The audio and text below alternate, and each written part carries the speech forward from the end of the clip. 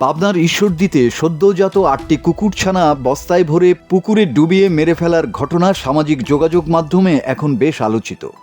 সন্তান হারিয়ে মা কুকুরের ছুটোছুটি এবং আর্তনাদের ভিডিও অসংখ্যবার শেয়ার হয়েছে। এর আগে বগুড়াতেও একটি বিড়ালকে জবাই করে হত্যা ও পোড়ানোর ঘটনায় বেশ আলোচনা হয় সামাজিক যোগাযোগ মাধ্যমে। এমন নিষ্ঠুরতার আরও নজির রয়েছে বাংলাদেশে। মালিকবিহীন এসব পথকুকুর বা বিড়ালকে হত্যা, নির্যাতন বা আঘাত করলে দেশের আইনে আদৌ শাস্তির বিধান আছে কিনা, পথকুকুরের নিরাপত্তা বা আইনি প্রতিকার সাধারণ ব্যক্তি চাইতে পারবে কিনা, নাকি পুলিশই নিজ থেকে ব্যবস্থা নিতে পারবে, এসব নিয়ে প্রশ্ন দেখা দিয়েছে জনমনে।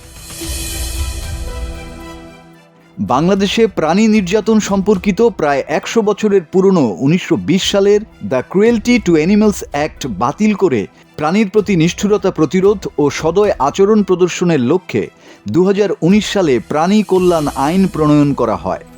এতে পেনাল কোড ৪২৯ ধারায় বলা হয়েছে, কেউ যদি প্রাণী হত্যা করে বা ক্ষতি করে এবং যে কোনো প্রাণীর মূল্য যদি ৫০ টাকা বা তার বেশি হয়, তাহলে ওই ব্যক্তির ৫ বছর পর্যন্ত যে কোনো মেয়াদের কারাদণ্ড বা জরিমানা বা উভয় দণ্ডে দণ্ডিত হবে।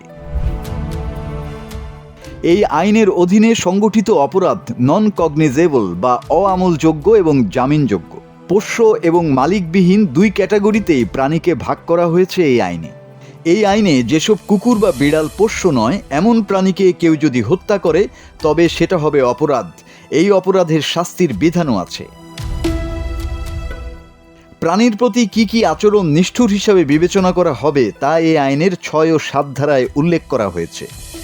অঙ্গহানি করা এবং বিষ প্রয়োগে প্রাণী হত্যাকেও অপরাধ হিসাবে বিবেচনা করা হয়েছে। তবে কোনো প্রাণী সংকটাপন্ন অবস্থায় থাকলে বা অনিরাময়যোগ্য অসুস্থ হলে তাকে বাঁচিয়ে রাখা নিষ্ঠুরতা বলে মনে হলে জেলা ম্যাজিস্ট্রেটের অনুমতিক্রমে ব্যথাহীন মৃত্যু ঘটানো যাবে।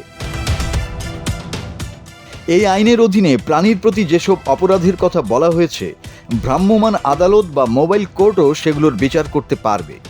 যদি কেউ এই সমস্ত ঘটনা ঘটায় তবে তার জন্য ৬ মাসের বিনাশ্রম কারাদণ্ড অথবা ১০,০০০ টাকা জরিমানা, আর যদি দ্বিতীয়বার একই অপরাধ করে তাহলে ২ বছরের বিনাশ্রম কারাদণ্ড এবং ৫০,০০০ টাকা জরিমানার বিধান রয়েছে।